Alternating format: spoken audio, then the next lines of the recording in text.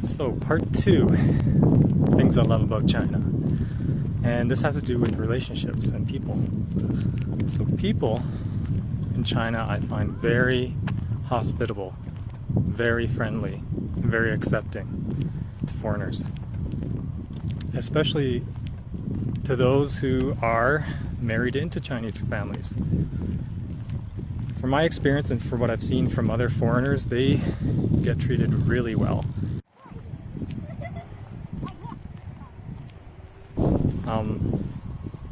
In the West, you get families like that too, but it seems like in general, the family unit in China is a very big important thing.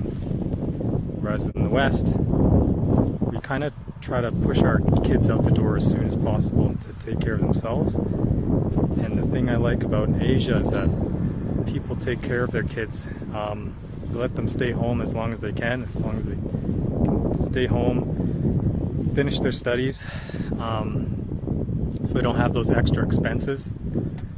And then once they start a family, then the adults will go back and live with them. So it's kind of like giving back. It is so hot.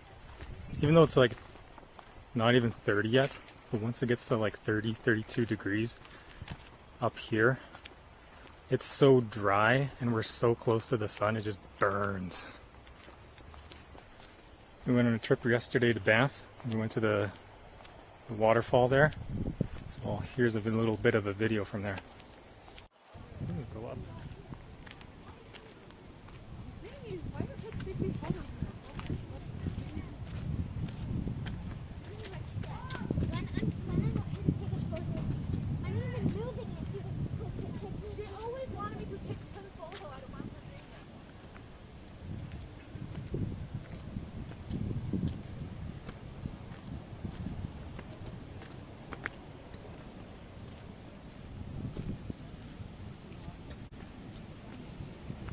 It's like climbing the Great Wall, right?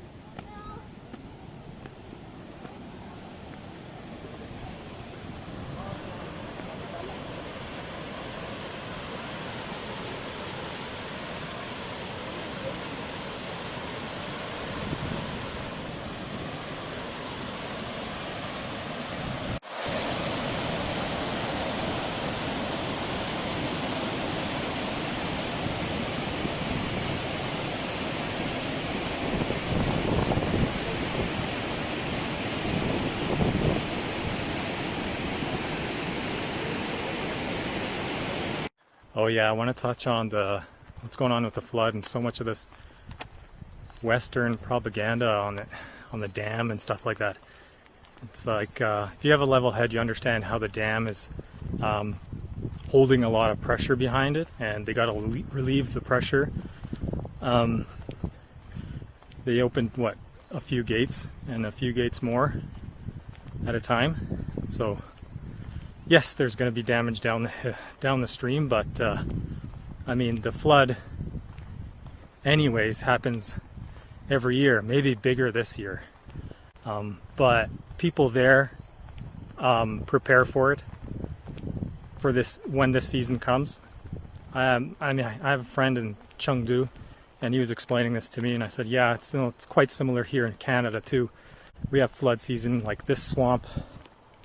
This is a natural reserve. All this, like this path I'm walking on, will be flooded. It happens every year. I can't say that in comparison to what goes on with that huge river, especially the two rivers that come together in Chongqing. Downstream of that, all those little villages in the valleys, kind of makes me think about where I was born. I was born in a place called Hai River. It's the name that the natives gave it. And yet Europeans settled there, regardless of the name. And they get flooding. And they've had years where it is very devastating. So, I mean, and then I think about some places in like New Orleans when it flooded there. You know, people just don't want to leave. And, you know, it's very fertile land. it's good for farming, so it's kind of hard to say for people why do they live there. But I'm talking about in China. And China's not the only place dealing with bad flooding this year. We had Norway, Japan, US, Canada, Brazil, Cuba. Earliest was in North America in April. And then following after that, the rest of the world. And we've seen what happened, and also in India, just recently. So, I mean, goes from one part of the planet to the other. And it's the same every year. If you look at 2019, the same time, same months, you know. But right now, since everything's so politicized by the US, you know, they gotta latch onto this. That's it for now. I'm just about home and ready to cool off.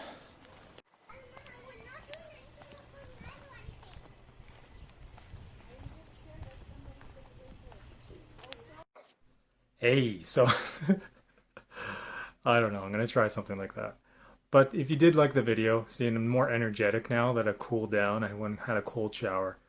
It was too hot out there. I could barely do a video today. That's just my Canadian blood. I got hot blood in me because of the cold weather we have all year round. No, I'm just kidding. But we only get these hot days for maybe like 3 days of the year, which is now. And so I kind of die. Because it's like, the air is not that bad, but when the sun hits your skin, it just, I guess that's another thing. Asians are very good at protecting their skin. Not us Westerners. Why we get all these wrinkles. So yeah, let me know what you think. If it's too generalized from what I said about Chinese families. But pretty much that's my experience. And a lot of guys that I see on YouTube shared the same similar experiences as well. And that's why they're pumping out these good positive vibe videos. So yeah, let me know if you're Chinese. Let me know what you think about it too. So yeah, that's it for now. I will be continuing to make videos. I do like doing this, and I do like making more positive videos like this as well. Not too political. I will have some more political stuff out there, but not that deep. So yeah, unless something like riles me up that I see on the news, I'm just like, no, that's ridiculous. I gotta say something. Anyways, please like the videos. It does help me out with the analytics and all that. Yeah, don't forget, if you haven't subscribed already, please subscribe. It'll help me out, and I'll catch you on the next one. And don't forget to comment. Catch you later.